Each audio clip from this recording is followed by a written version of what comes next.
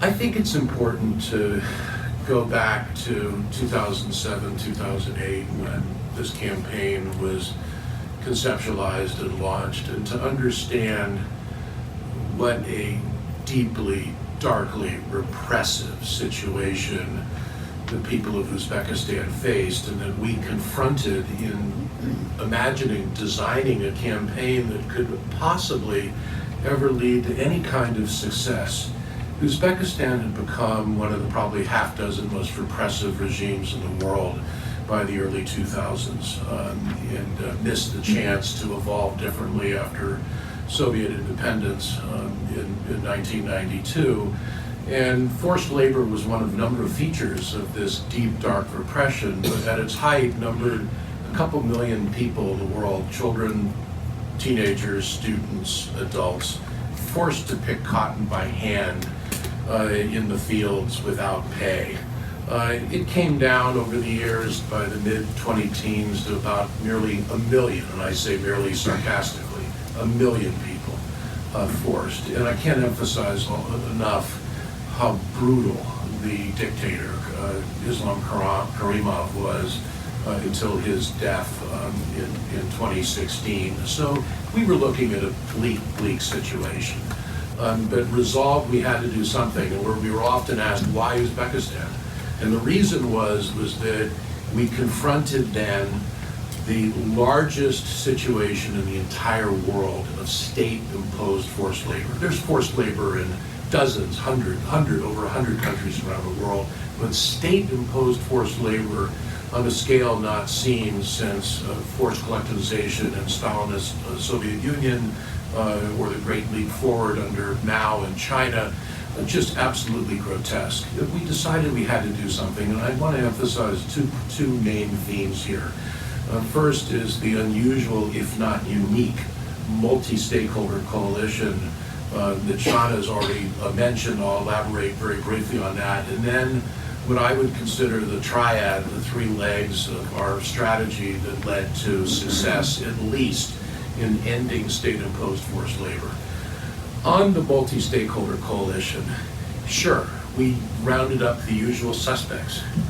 NGOs, labor and human rights advocates, trade unionists, socially responsible investors. Terrific. It was still innovative what we imagined, even among the usual suspects.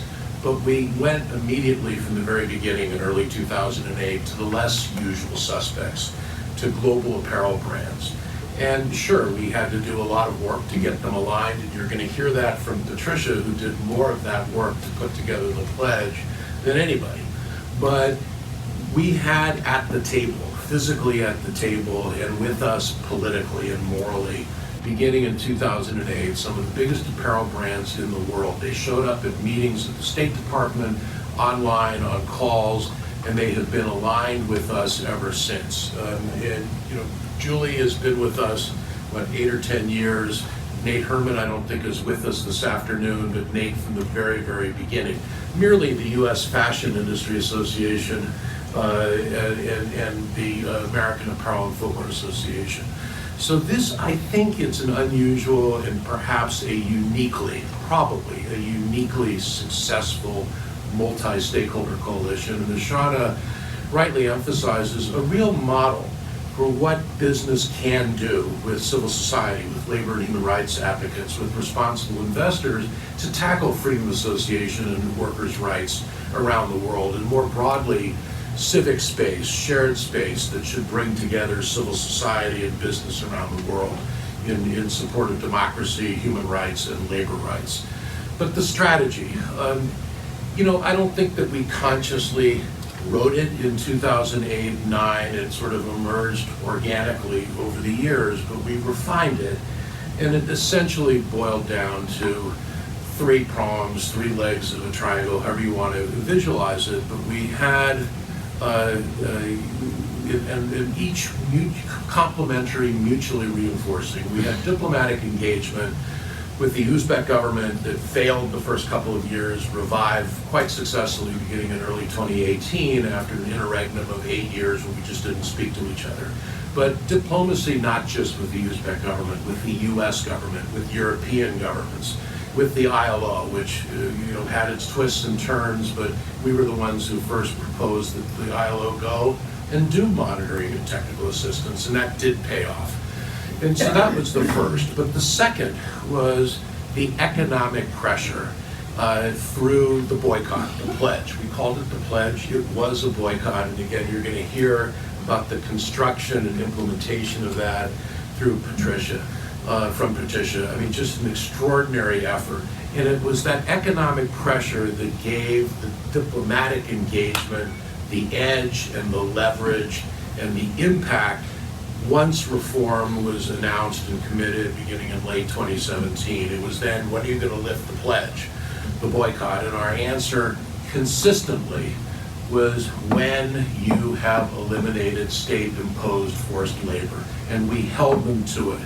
They put immense pressure on us, collectively and individually, but we held through the harvest of 2021 until there was no trace of state-imposed forced labor, as verified by the Uzbek Forum for Human Rights and others. And then finally, and I mentioned the Uzbek Forum for Human Rights and others very deliberately, none of this would have happened.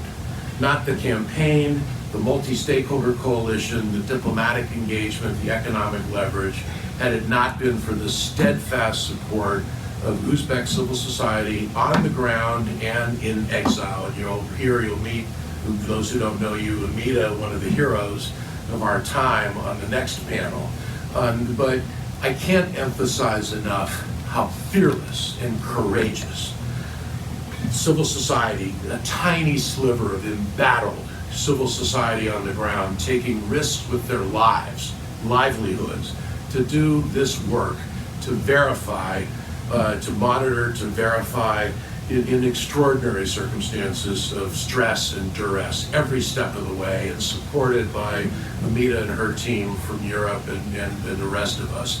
But this was an extraordinary convergence of that civil society support, the diplomatic engagement, and the economic pressure. So I'll leave it at that for now. Look forward to the rest of this panel, to the next panel, but I just want to say that we have much more work to do in Uzbekistan, on to Turkmenistan, and on to other huge challenges for workers' rights around the world, where we can, we must, and we will enlist business support with this cotton campaign of ours as a model and a blueprint. Thank you. Thank you very much.